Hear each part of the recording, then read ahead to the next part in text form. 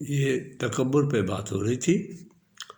میں اس کر رہا ہوں کہ انکار اور تکبر از ایکول ٹو کفر. اس کا مطلب یہ ہوا کہ دوسرے کو گھٹیا، خود کو بڑھیا سمجھنا. ہم یہ ہیں. اس طرح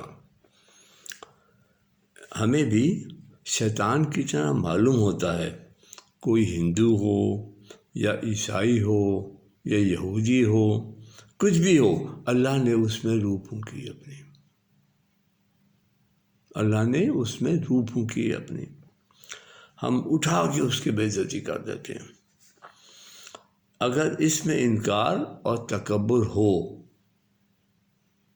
تکبر بے عزتی کی جو تکبر کیا، پتہ نہیں کوئی بے عزتی ایسی بھی ہو جس میں تکبر نہ ہو، پر انکار اور تکبر کیا تو اس کے اعمال نامے کا بیلنس بالکل خراب ہو گیا اور وہ کافر ہو گیا.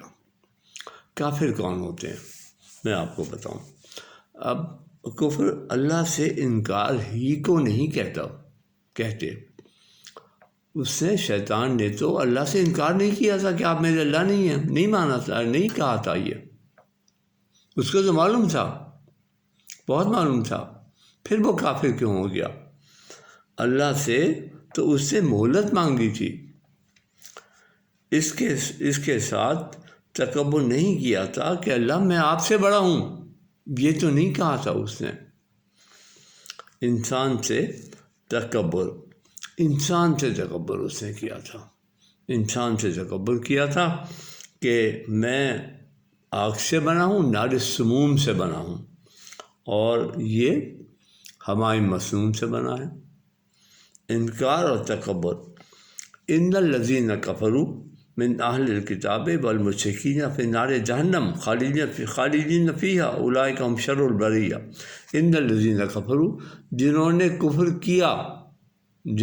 کفر کیا من اہل الکتاب، اہل کتاب میں سے. ہم تو سارے اہل کتاب کو کافر کہتے ہیں. والمشرکین، سارے مشرکین کو کافر کہتے ہیں. تکبر نہیں کیا انہوں نے. جنہوں نے تکبر کیا اہل کتاب میں سے یا مشرکین میں سے، فی نار جہنم، وہ جہنم میں جائیں گے. خالدین فیہا، اور ہمیشہ اس میں رہیں گے. اولئک هم شر البریہ، وہ بڑی بری مخلوق ہیں. سورہ بینہ، سورت نمبر 98، آیت نمبر 6. اب آپ سمجھ لیجیے کہ تکبر صرف اللہ سے انکار کو اور دوسروں کو گھٹیا سمجھنے کو نہیں کہتے. اس لیے یہ میں نے آیت پڑھی کہ ان الذین کفروا من اہل الکتاب، جو اہل کتاب میں سے جنہوں نے کفر کیا، والمشرکین، مشرکین میں سے جس نے کفر کیا، فی نار جہنم، وہ جہنم میں جائیں گے. قال رب فانظرنی الی یوم یبعثون. اس نے تو اللہ سے مانگی تھی، مہلت مانگی تھی. اس نے کہا قال رب، اے رب، فانظرنی، مہلت دے دے مجھے، الی یوم یبعثون، جب میں اٹھایا جاؤں گا. یوم یبعثون کا مطلب ہے قیامت تک مہلت دے دے. الحجر، سورت نمبر 15، آیت نمبر 36، آیت نمبر 36 ہے.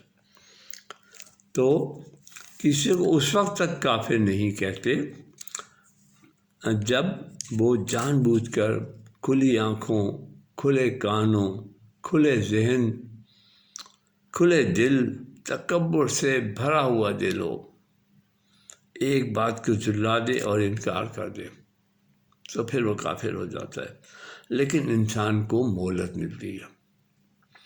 مہلت کس طرح ملتی ہے؟